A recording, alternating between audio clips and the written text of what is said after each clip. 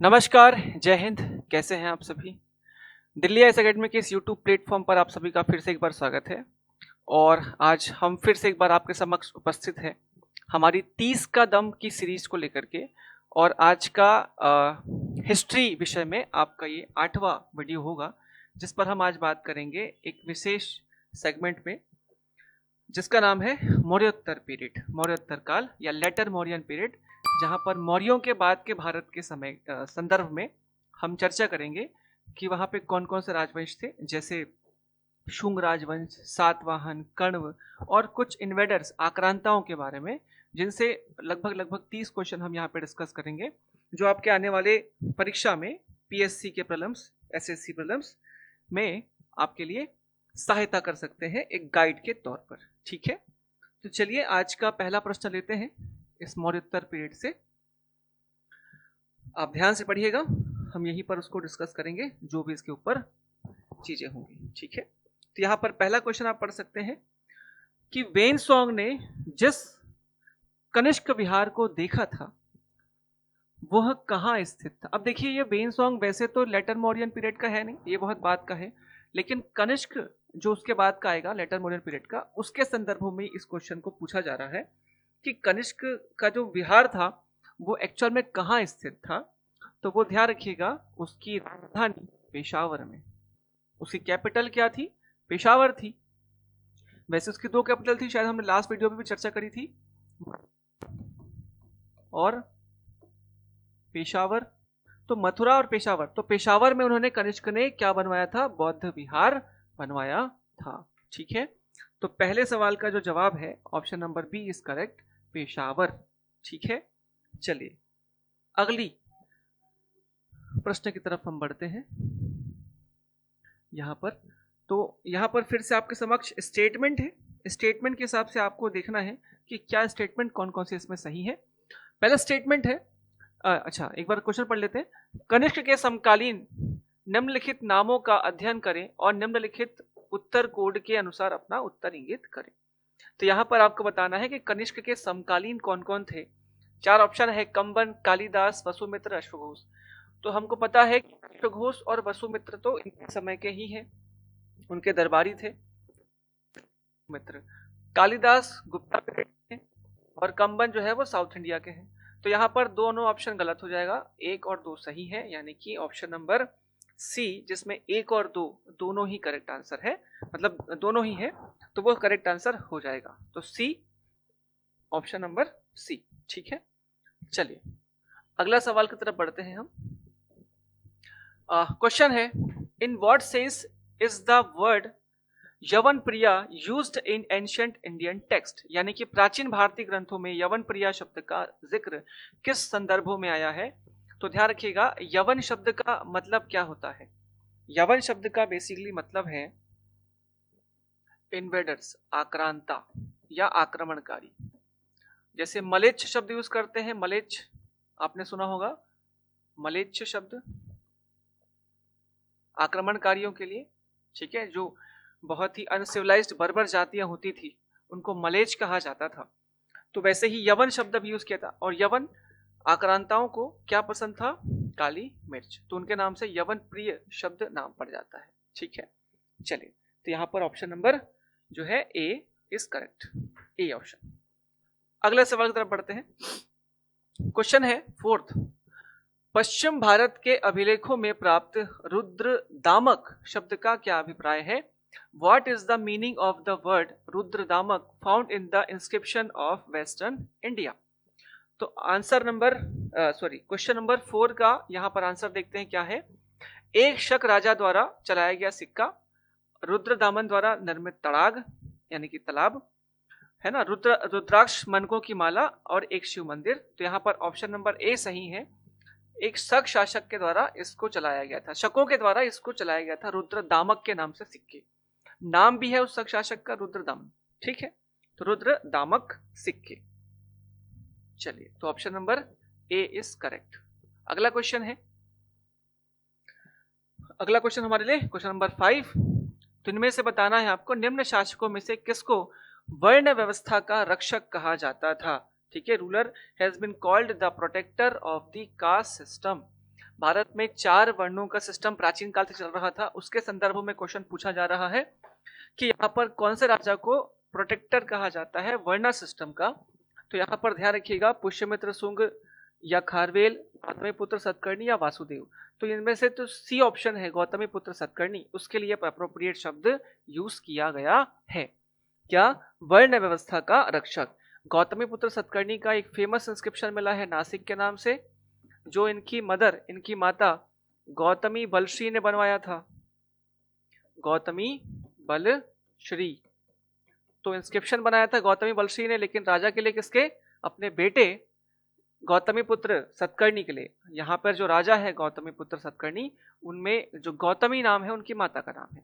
और इस पूरे सातवाहन राजाओं ने अपने नाम के सामने अपनी माता का नाम जोड़ा था। ठीक है, तो गौतमी बलश्री का अभिलेख नासिक और ये इन्हीं का है, और इन्हीं को वर्ण व्यवस्था का रक्षक कहा गया है। एकमेव ब्राह्मण भी इनकी उपाधि थी। क्या थी? एकमेव ब्राह्मण। ठीक है, चलिए अगले सवाल की तरफ बढ़ते हैं हम। आज का छठा सवाल, दासों की मुक्ति का विस्तृत निरूपण सर्वप्रथम मिलता है। दासों की मुक्ति का, ठीक है, a detailed description of the liberation of slave is first found in, यानी कि कौन सा ऐसा साहित्य है जिसमें दासों को ये अधिकार दिया गया है या बताया गया है कि आपको भी स्वतंत्र होने का अधिकार है। तो वो ध्यान रखिएगा, कौन से मनु, याज्ञवल्क्य, नारद या देवल। तो इसमें से सी आंसर करेक्ट है, नारद स्मृति में ये आपको मिल जाएगा। क्या? दासों की मुक्ति का विस्तृत निरूपण, यानी कि उनके ही लिबरेशन का रास्ता मिल जाता है। ठीक है, तो यहां पर आंसर नंबर सी जो है करेक्ट हो जाएगा। चलिए बढ़ते हैं अपने 7वें सवाल की तरफ। आप फिर से स्टेटमेंट है, आपको स्टेटमेंट के हिसाब से बात करनी है कि क्या सही है और क्या गलत। तो यहां पर फर्स्ट स्टेटमेंट है, अंतिम मौर्य शासक बृहद्रथ की हत्या उसके प्रधान सेनापति पुष्यमित्र शुंग ने की थी। तो पहला स्टेटमेंट सही है क्या कि मौर्य शासक अंतिम बृहद्रथ था? हाँ था, और उसके जो सेनापति थे पुष्यमित्र, उसने उसको मार दिया था। तो ये सही ऑप्शन है, सही स्टेटमेंट है। तो यहां पर ये स्टेटमेंट सही है। फिर दूसरा स्टेटमेंट है, अंतिम शुंग राजा देवभूति, तो देवभूति था क्या? जी बिल्कुल था। उसकी हत्या उसके ही ब्राह्मण मंत्री वासुदेव ने कण्व ने की, और उसके बाद राज सिंहासन को हथिया लिया। ये भी स्टेटमेंट करेक्ट है। फिर थर्ड स्टेटमेंट कह रहा है, आंध्र ने कण्व राजवंशों के अंतिम शासक को पद वंचित किया था। तो क्या आंध्रों ने कण्व राजाओं के अंतिम शासक, जिसका नाम था सुसरमन को पद वंचित किया था या डिथ्रोन किया था कहा जा सकता है? तो डिथ्रोन किया था क्या? जी हाँ, ये भी जो करेक्ट आंसर हो जाएगा। तो यानी कि 1 2 3 तीनों ही आंसर इसमें करेक्ट है। ठीक है, तो तीनों आंसर इसमें करेक्ट हो जाएंगे। ठीक, फर्स्ट, सेकंड एंड थर्ड। ठीक है, अगले सवाल की तरफ बढ़ते हैं। क्वेश्चन नंबर 8, प्राचीन नगर धान्यकटक का प्रतिनिधि है, यानी कि the ancient city of Dhanyakataka is represented by, यानी कि यहां पर क्वेश्चन पूछ रहा है कि कौन से शहर का नाम धान्यकटक के रूप से फेमस था। तो यहां पर ध्यान रखिएगा, 4 ऑप्शन है, अमरावती, नागार्जुनकोंडा, सन्नति और तेर। तो यहां पर अमरावती। ठीक है, क्या नाम था अमरावती का? धान्यकटक के नाम से ही फेमस था। आपने एक पेंटिंग और एक स्थापत्य का नाम सुना होगा, अमरावती स्थापत्य कला। तो अमरावती स्थापत्य कला को आप ध्यान रखना, धान्यकटक भी कहा जाता है। तो यहां से दो आंसर आपको मिल गए कि अमरावती शैली का ही नाम धान्यकटक है, और धान्यकटक के नाम से कौन सा एरिया फेमस था? तो अमरावती प्राचीन काल में फेमस था। ठीक है, ये कब डेवलप हुआ था? सातवाहनों के समय ही डेवलप हुआ था। कौन से धर्म से बिलोंग करता था ये शैली? तो ये बौद्ध धर्म से बिलोंग करता था। ठीक है, अमरावती स्थापत्य। तो यहां पर तो सीधा सवाल है, अमरावती शहर को पूछा है, तो धान्यकटक आंसर है। चलिए बढ़ते हैं हमारे 9वें सवाल की तरफ। यहां पर क्वेश्चन है, निर्वसित और अनिर्वसित शूद्रों का इसमें किसमें उल्लेख हुआ है? तो 2 प्रकार के शूद्र होते हैं, निर्वसित और अनिर्वसित। ठीक है, यानी कि जो एक्सेप्टेड है, जो नॉन एक्सेप्टेड है, इस टाइप का। ठीक है, तो उनका जिक्र आपको इनमें से कौन से मिलेगा? तो ध्यान रखना सीधे ऑप्शन बी ऑप्शन पाणिनि की अष्टाध्यायी में। तो पाणिनि की अष्टाध्यायी में इसका जिक्र हमको मिल जाता है। सीधे सवाल है तो इसमें आपको कोई कुछ डिटेल की जरूरत मेरे ख्याल से है नहीं। पाणिनि की अष्टाध्यायी आपको पता ही है, ये ग्रामर पर लिखी गई किताब है ना, पहली किताब। तो ये व्याकरण पर आधारित ग्रंथ है पाणिनि। ठीक, चलिए अगला देखते हैं। शुंग राजवंश के समय पे लिखा गया था ऐसा माना जाता है इसको। अब यहां पर एक स्टेटमेंट वाइज क्वेश्चन दिया गया है, स्टेटमेंट आप पढ़िए, उसके अकॉर्डिंग हम आंसर देंगे। तो यहां पर पहला स्टेटमेंट है, पहला कथन है, दूसरा कारण है। तो ए जो है कथन क्या है? बुद्ध की तरह कुछ कुषाण सिक्कों पर एक जैन तीर्थंकर अंकित है। और कारण है कुषाण काल में मथुरा जैन धर्म का बड़ा केंद्र था। तो ध्यान रखिएगा स्टेटमेंट जो फर्स्ट है कि बुद्ध की तरह कुछ कुषाण सिक्कों पर जैन तीर्थंकरों की मूर्तियां ये जो अंकित है चित्र, ऐसा नहीं था। तो कहीं पे भी ऐसे सिक्के कुषाणों के नहीं मिले हैं, तो ये स्टेटमेंट हो जाएगा इनकरेक्ट। और दूसरा स्टेटमेंट है कुषाण काल में मथुरा जैन धर्म का केंद्र था। तो ये वैसे तो सही है, क्यों? क्योंकि मथुरा हमेशा से ही जैनों का एक बड़ा केंद्र रहा है। तो यहां पर केवल आर सही है, ए गलत है। तो यहां पर ए गलत है किंतु आर सही है स्टेटमेंट, यानी कि डी ऑप्शन इज करेक्ट। ठीक है, तो ध्यान रखिएगा डी ऑप्शन ए गलत है और आर सही है ना। ठीक, बढ़ते हैं अगले सवाल की तरफ, हमारा आज का 11वां सवाल। ठीक है, किसी प्रकार का कोई भी कमेंट अगर आपको देना है या फिर किसी प्रकार की कोई आपको दिक्कत है या कोई भी आपको परेशानी है या कोई सजेशन चाहिए तो बिल्कुल आप कमेंट में लिख सकते हैं उसको। ठीक है, स्टेटमेंट है, सॉरी यहाँ पर क्वेश्चन है, अगस्टस के रोम के सिक्के कहां से प्राप्त हुए हैं? अगस्टस कौन था? अगस्टस जो है एक रोमन एम्पायर का, यूनानी साम्राज्य का राजा था। इसके सिक्के भारत में कहां से मिले हैं? तो ध्यान रखना ये मिले हैं अरिकामेडू से। ये ट्रेड को दर्शाते हैं कि भारत में साउथ में ट्रेड होता था रोमन साम्राज्य के साथ। ये कब की बात है? ये कनिष्क के समय की बात है। ठीक है, तो ध्यान रखिएगा यहां पर option number A Arikamedu is the correct answer. ठीक, चलिए बढ़ते हैं अगले सवाल की तरफ।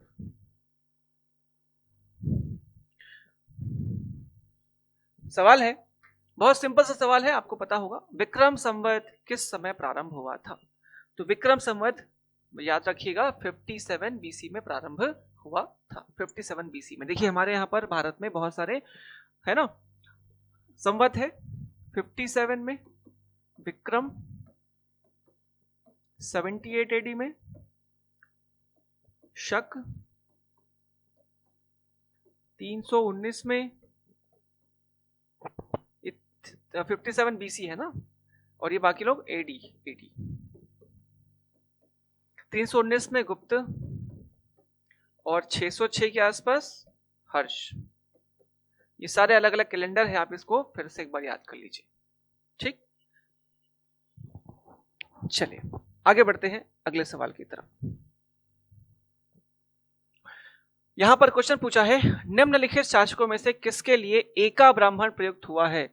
फॉर हुम among the following rulers the term एका ब्राह्मण इज यूज्ड? तो हमने अभी बताया था ब्राह्मण किसे कहा गया उसके अभिलेखों में, तो गौतमी पुत्र सतकर्णी के नासिक इंस्क्रिप्शन में रिटर्न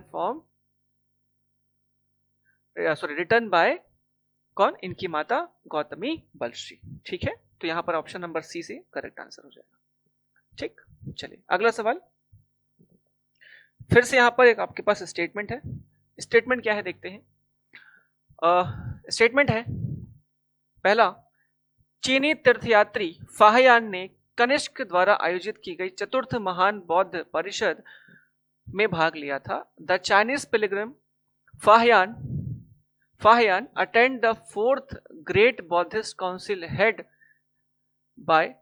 बाय कनिष्क।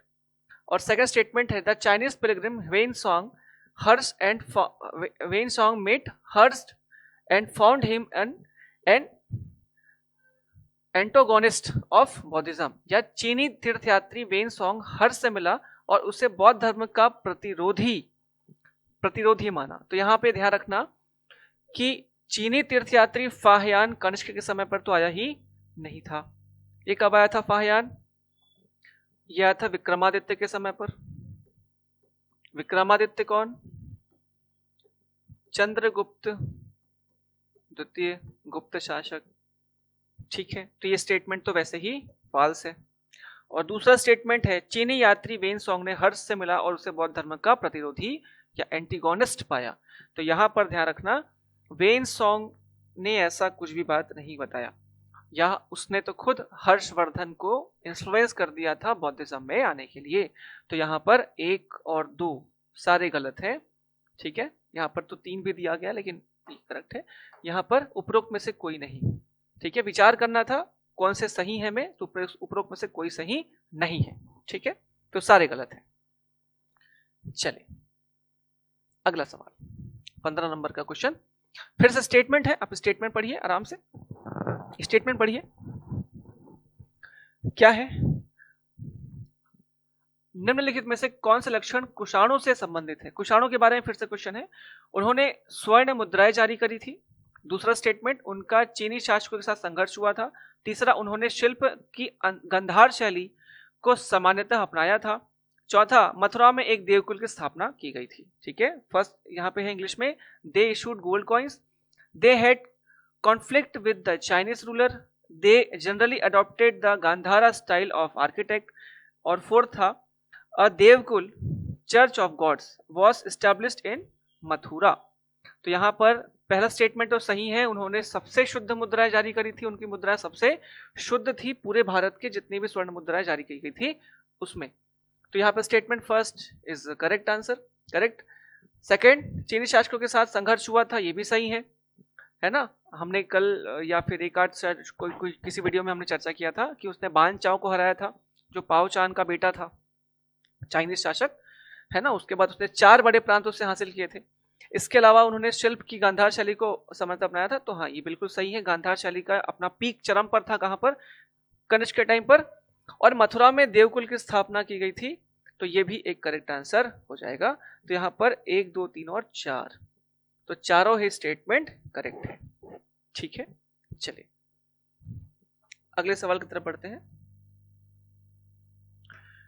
फिर से यहाँ पे स्टेटमेंट है। स्टेटमेंट क्या है? 200 ईसा वर्ष पूर्व से लेकर के 300 ईसा वर्ष के मध्य के समय में की एक विशेषता व्यापारी 200 ईसा वर्ष पूर्व से 300 ईसा वर्ष के पूर्व ईस्वी के मध्य के समय की एक विशेषता है, विदेशी व्यापार की उन्नति स्वीकार किया गया है। निम्न कारणों में कौन सा कारण उसकी उन्नति में सहायक नहीं हुआ है? जनरली 200 ईसा वर्ष पूर्व से 300 ईस्वी के मध्य विदेशी व्यापार के संबंध में क्वेश्चन पूछा जा रहा है। ठीक है, और पूछा जा रहा है कि इनमें से कौन सा इस स्टेटमेंट में से सिद्ध नहीं हुआ है उसके लिए सहायक। तो एक चीज इसमें से गलत होगा, बाकी 3 स्टेटमेंट सही होंगे। तो पहला स्टेटमेंट है भारतीय राजनीतिक दृष्टि से एक हो गया था। दूसरा है मौर्य शासकों ने विभिन्न सड़कों का निर्माण करके और समान प्रशासकीय व्यवस्था को लागू करके व्यापार की उन्नति में सहायता दिया था। ये बहुत सही है। उत्तरापद दक्षिणापद के नाम से अलग अलग यहाँ पर पैठान मार्ग के नाम से अलग अलग ट्रेड वेज स्टार्ट हुए थे, जिससे बहुत ज्यादा व्यापार बढ़ा था। भारतीय ग्रीक शासकों ने पश्चिम एशिया और मेडिटेरियन देशों के साथ घनिष्ठ संपर्क स्थापित करने में सहयोग दिया था। तो जितने इन्वेडर्स आए थे, इंडो ग्रीक्स या बैक्ट्रियन शासक, उन्होंने एक भूमिका निभाई एक मीडिएटर की तरह, जो भारतीय और यूरोपियन साम्राज्य के बीच में, ठीक है, या ग्रीस के बीच में एक संबंध बना रहा था, जिससे ट्रेड को बढ़ावा मिला। ये भी सही है। इसके अलावा शक, पार्थियन और कुषाण शासकों ने मध्य एशिया के देशों से घनिष्ठ संबंध स्थापित करे। ठीक है, तो ये भी स्टेटमेंट करेक्ट है। तो यहां पर जो पहला स्टेटमेंट है वही इनकरेक्ट होगा। भारत राजनीतिक दृष्टि से एक हो गया था, ऐसा नहीं है। मौर्यों के बाद भारत वापस से बिखर गया था छोटे छोटे पार्ट्स में, और उसके बाद जब यूनाइट हुआ तो कब हुआ? गुप्तों के समय पे आकर के। ठीक है, तो यहाँ पर स्टेटमेंट ए इज इनकरेक्ट। ठीक है, तो आप हमारा यही करेक्ट आंसर हो जाएगा। ठीक है, तो इस क्वेश्चन का आंसर क्या है? ए। आगे देखते हैं अगला सवाल। फिर से आपके लिए स्टेटमेंट वाइज क्वेश्चन आया है। स्टेटमेंट क्या है पढ़ते हैं। स्टेटमेंट कथन ए है, कारण आर है। कुषाण फारस की खाड़ी और लाल सागर से होकर व्यापार करते थे। उनकी सुसंगठित नौसेना उच्च कोटि की थी। उपयुक्त के संदर्भ में निम्न में से कौन से एक स्टेटमेंट सही है? तो आप ध्यान रखिएगा, कुषाणों का जो ट्रेड था वो पूरा का पूरा मध्य एशिया तक फैला हुआ था, लाल सागर तक फैला हुआ था, फारस की खाड़ी तक फैला हुआ था। यानी कि फारस की खाड़ी मतलब समझ रहे हैं आप, सऊदी अरेबिया, इधर जॉर्डन वाला इलाका, और उसके बगल में जो सी है जो आपकी इथोपिया और ये सब के बीच में, अफ्रीका के बीच में पड़ता है, तो उनके बीच में जो सागर, उसको लाल सागर कहा जाता है। तो वहां से उनका ट्रेड होता था, तो बिल्कुल होता था, ठीक है, होता था। और उनकी सुसंगठित नौसेना उच्च कोटि की थी, तो इनका किसी भी तरीके से नौसेना का कहीं पर भी उल्लेख नहीं मिला है। तो आंसर में आपको आएगा क्या? सी, कि ए सही है लेकिन आर स्टेटमेंट गलत है। तो इस क्वेश्चन का आंसर हो जाएगा सी, ठीक है। चलिए अगला सवाल। क्वेश्चन है यहां पर फिर से आपको बताना है कि निम्न में से कौन सा युग्म संगत है, which of the following pair is compatible, ठीक है। पुष्यमित्र शुंग पतंजलि, क्या ये सही है? तो शुंग के समय पर पतंजलि सही है, बिल्कुल सही है ना। कनिष्क थेर नागसेन, जी नहीं, नागसेन नहीं था, वो नागार्जुन था, तो ये स्टेटमेंट गलत है, सेकंड गलत है। मिनांडर अश्वघोष नहीं, है कनिष्क के समय पे था। और चंद्रगुप्त प्रथम हरिशेन नहीं, है समुद्रगुप्त का दरबारी था। तो स्टेटमेंट में आपका ए जो है वो करेक्ट आंसर हो जाएगा, ठीक। चलिए अगला सवाल। भारत के साथ व्यापार रोम के लिए अपूर्णीय क्षति है, यह स्टेटमेंट किसका है? Trade with India is causing irreparable loss to Rome was said by, यानी कि सीधे मतलब यह है कि कौन सा वो एक इतिहासकार था जिसने कहा कि भारत के साथ हमारी जो ट्रेड है वो हमारे लिए सिर्फ और सिर्फ नुकसान पहुंचा रहा है। तो वो स्टेटमेंट है प्लीनी का, ध्यान रखना किसका? प्लीनी। प्लीनी जो है वो कनिष्क के कंटेम्पररी एक इतिहासकार हुआ 79 एडी के आसपास, रोम का ये था, ठीक है। और इसने गहरा दुख व्यक्त किया था कि भारत में यूरोप का पूरा सोना जो है वो डंप हो रहा है, ठीक है। तो इस अगर ऐसा रहा तो यूरोप का सोना पूरा खाली हो जाएगा। तो स्टेटमेंट किसका है? प्लीनी का है, ठीक है। चलिए नेक्स्ट अगला क्वेश्चन है, फिर से आपके स्टेटमेंट के हिसाब से है। स्टेटमेंट क्या है? नीचे दो वक्तव्य दिए गए हैं, एक कथन ए है और दूसरे कथन दूसरा को कारण आर कहा गया है। तो ए और आर में आपको बताना है। स्टेटमेंट है कथन ए, गौतमी पुत्र सतकर्णी चातुर्वर्ण व्यवस्था का विरोधी था, ठीक है। तो ये तो स्टेटमेंट वैसे ही गलत है, विरोधी नहीं था, वो तो समर्थक था। और आर, गौतमी पुत्र सतकर्णी ने बौद्ध भिक्षुओं को संरक्षण प्रदान किया था। तो ये स्टेटमेंट वैसे तो सही है, ठीक है। उनको उसने अजकली और करजक के नाम से 2 ग्राम 2 विलेज उनको चैरिटी में डोनेट किए थे उसने, ठीक है। तो statement R is correct and A is false. तो यहां पर ए गलत है किंतु आर सही है, तो स्टेटमेंट डी जो है वो करेक्ट आंसर हो जाएगा, ठीक। चलिए अगले सवाल की तरफ बढ़ते हैं। हमारा आज का कितना सवाल है? 21वां सवाल है, ठीक। क्वेश्चन है, बुद्ध का किसके सिक्कों पर अंकन हुआ है? तो ध्यान रखिएगा, बुद्ध का अंकन किसके सिक्कों पर हुआ है? ओनली कनिष्क। पूरे इतिहास में आपको बुद्ध के सिक्कों पर अंकन, बुद्ध का सिक्कों पर अंकन किसी और के में नहीं मिलेगा सिवाय कनिष्क के। कनिष्क के सिक्कों में वैदिक देवताओं, सूर्य, चंद्र, ठीक है, ग्रीक गॉड्स, ठीक है, जैसे हेराक्लीज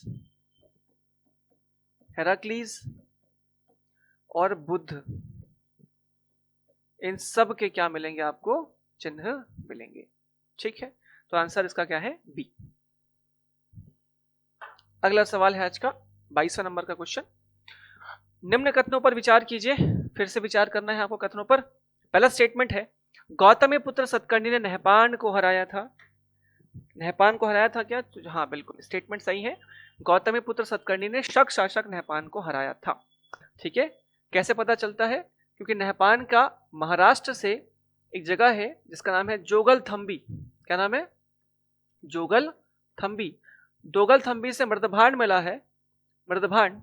उस मृदभांड से बहुत सारे सिक्के मिले हैं, कॉइन्स मिले हैं।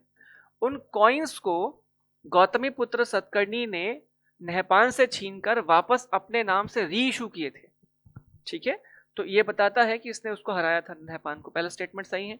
दूसरा, वशिष्ठी पुत्र श्री पुलुमावी रुद्रदमन द्वारा हराया गया था। अब ये स्टेटमेंट थोड़ा सा कंट्रोवर्शियल है। क्यों? जब रुद्रदमन के बारे में पढ़ते हैं तो रुद्रदमन में के समय पे मिलता है कि उसने इसको हराया था, वशिष्ठी पुत्र पुलुमावी को। और जब पुलुमावी के इंस्क्रिप्शन को पढ़ते हैं, कन्हेरी इंस्क्रिप्शन को, तो उसमें लिखा हुआ कि इसने रुद्रदमन को हरा करके उसकी बेटी शादी किया था। तो स्टेटमेंट जो है वो थोड़ा सा कंट्रोवर्शियल है। ठीक है, लेकिन स्टेटमेंट पे अगर हम जाएं वशिष्ठ पुत्र पुलुमावी रुद्रदमन द्वारा हराया गया था, तो ये स्टेटमेंट फिलहाल के लिए तो हमको सही लग रहा है, तो सही इसको ले लिया जाए। ठीक है, ये थोड़ा कंट्रोवर्शियल मैं अभी से बता देता हूँ। और श्री यज्ञ सतकर्णी ने स्वयं को एक ब्राह्मण का नाम दिया था। तो ये लोग सब ब्राह्मण ही थे, तो ब्राह्मण तो ये अपने आप को कहते ही थे। तो यहाँ पर स्टेटमेंट के हिसाब से 1, 2 और 3 सही है। ठीक है, 1, 2, 3 सही। चलिए अगला सवाल देखते हैं। निम्नलिखित में से किनका पेरिप्लस ऑफ द एरिथ्रियन सी में दक्षिण में 2 महत्वपूर्ण अंतर्राज्यीय बाजारों के रूप में उल्लेख हुआ है? ये किताब बहुत ही इंपॉर्टेंट है। हालांकि इसका आंसर क्या है तो मैं बता दूं पहले आपको कि यहां पर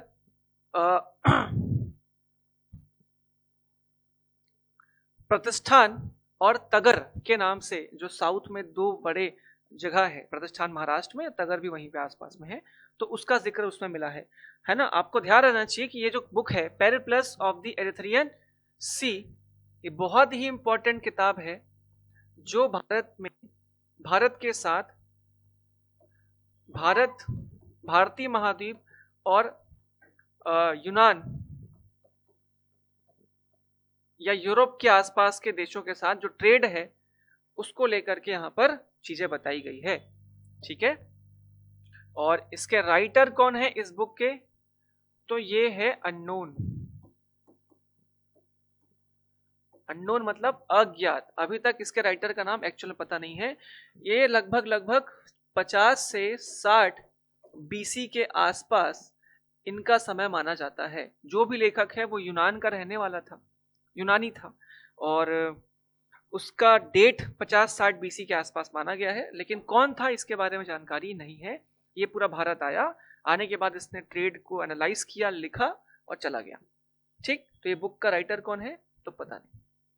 और आंसर क्या है? ए, प्रतिष्ठान एवं तगर। ठीक, चलिए अगला फिर से स्टेटमेंट है आपका, 24 नंबर का क्वेश्चन है। इनमें से कौन सा कथन मौर्योत्तर भू व्यवस्था के संबंध में सही नहीं है? तो मौर्य काल के बाद जो भू व्यवस्था थी उसके बारे में स्टेटमेंट पूछा है। अब इसमें हमको क्या बताना है? गलत बताना है, यानी कि सही नहीं है बताना है। स्टेटमेंट पहला है, व्यक्तिगत स्वामियों का अपनी भूमि पर संपूर्ण अधिकार होता था। तो हाँ, ये स्टेटमेंट सही है। दूसरा है, व्यक्तिगत स्वामियों का अपनी भूमि के हस्तांतरण का सीमित अधिकार था। तो अगर आपका संपूर्ण अधिकार है तो हस्तांतरण का अधिकार भी संपूर्ण होगा। स्टेटमेंट वैसे इनकरेक्ट लग रहा है, आगे देख लेते हैं। गैर धार्मिक कार्य के लिए भूमि के हस्तांतरण का कोई अभिलेख नहीं था। बिल्कुल नहीं, ये स्टेटमेंट जो है वो, हाँ ठीक है, स्टेटमेंट सही है। गैर धार्मिक कार्य के लिए भूमि के हस्तांतरण का कोई अभिलेख नहीं है, स्टेटमेंट सही है। और भूमि को उपजाऊ बनाने वाला कोई व्यक्ति उसका स्वामी हो सकता था। तो ये भी स्टेटमेंट सही है। ठीक है, जो भी डेटा मिलती है इसके अकॉर्डिंग, तो यहां पर जो ऑप्शन नंबर बी है वो सिर्फ इनकरेक्ट हो जाएगा, यानी कि आंसर क्या है? बी। तो सही नहीं पूछा है तो बी सही नहीं। ठीक, चलिए आगे देखते हैं। हमारा आज का 25वां क्वेश्चन है, 7 वाहनों के बारे में आपको कौन सा कथन सही नहीं है बताना है। सही नहीं है बताना है, तो सही नहीं है, कौन सा नहीं है देख लेते हैं। पहला स्टेटमेंट है, 7 वाहनों का पुराणों के आंध्रों के साथ पुराणों में होना चाहिए, वैसे पुराणों में आंध्रों के साथ तादत्य समझा जाता है, यानी कि आंध्र सातवाहन का नाम था, उससे रिलेटेड है, तो हाँ ये स्टेटमेंट सही है। ठीक है, सातवाहनों ने ब्राह्मण वंश का दावा किया और ब्राह्मणी वैदिक परंपरा के हिसाब से अनुसरण किया, ये स्टेटमेंट भी सही है। ठीक, सातवाहन और शक दीर्घकालिक संघर्ष में लगे रहे, तो यहां पर सातवाहन और शकों के बीच में चीजें चल रही थी, ये भी स्टेटमेंट सही है। यज्ञऋषि शतकर्णी ने शक शासक रुद्रदमन को हराया था, तो यज्ञऋषि शतकर्णी और रुद्रदमन का टाइम ही अलग है, तो ये चीजें गलत है। तो आंसर नंबर, क्वेश्चन नंबर 25 का आंसर डी जो है सही हो जाएगा। ठीक है, चलिए अगला सवाल हमारा 26वां क्वेश्चन आज का। आंध्र सातवाहन राजाओं की सबसे लंबी सूची किस पुराण में मिलती है? बहुत ही सिंपल क्वेश्चन है ना, मत्स्य पुराण में मिलती है। वायु पुराण में किसकी सूची है? गुप्तों की। विष्णु पुराण में मौर्यों की, ठीक, और मत्स्य पुराण में सातवाहन। तो यहां पर C answer Satavahana is correct. चलिए अगला क्वेश्चन है, यहां पर जोड़ी बनाना है आपको, है ना, दो सूची है राजाओं के नाम और उसके राजवंशों के नाम से जोड़ी बनाना है। तो कुणाल किसका था? आपको पता ही है, ये था मौर्य शासक। भागभद्र कहां से आया था? तो भागभद्र था शुंग शासक। ठीक है, यूक्रेटाइडस कौन थे? तो यूक्रेटाइडस थे हिंद ग्रीक इंडो यूनानी, और आर्सेसस जो थे वो पार्थियन शासक थे, आर्सेसस। ठीक है, तो यहां पर एक का है 4, केवल एक ही में 4 दिख रहा है, बी का है 3, बी का 3 सही है, तो ये स्टेटमेंट सही हो जाएगा। तो ये आप जोड़ी मिला लीजिएगा अपने हिसाब से। ठीक, चलिए आगे देखते हैं अगला सवाल। पेरिप्लस, ये फिर से आ गया, पेरिप्लस ऑफ द एरिथ्रियन सी नामक साहित्यिक साक्ष्य प्राचीन भारत के किस पक्ष पर प्रकाश डालता है? तो आप ध्यान रखिएगा, ये व्यापार और वाणिज्य पर प्रकाश डालता है। मैंने आपको पहले इसका आंसर बता दिया है पूरा चीज, तो आप इसको ध्यान रखिए। अगला सवाल, ये स्टेटमेंट है ना, कौन सा सही नहीं है पूछा है। तो 4 स्टेटमेंट है, आपको बताना है इनमें से कौन सा सही नहीं है। इसमें जातक कथाओं का अंकन है, अच्छा सॉरी, शुंग साहित्य कला के संबंध में निम्न कथनों में विचार कीजिए। तो शुंगों के समय पर जो साहित्य कथा थी उसके बारे में। इसमें जातक कथाओं का अंकन है, इसमें लोक धर्म का अंकन है, इसमें गौतम बुद्ध के जीवन से संबंधित घटनाओं का अंकन है, और इसमें बुद्ध के को मनुष्य के रूप में अंकन बताया गया है। तो यहां पर ध्यान रखना, इनमें से कौन सा सही नहीं है बता रहा है, पूछ रहा है। तो आप आंसर नंबर जो ऑप्शन नंबर डी जो है वो करेक्ट नहीं है, कि इसमें बुद्ध को मनुष्य के रूप में अंकित किया गया है, ऐसा नहीं है।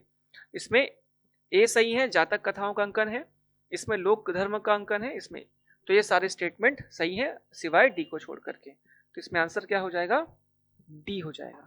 ठीक है, चलिए आगे देखते हैं अगला सवाल, आज का हमारा लास्ट सवाल। फिर से आपको स्टेटमेंट है बताना है।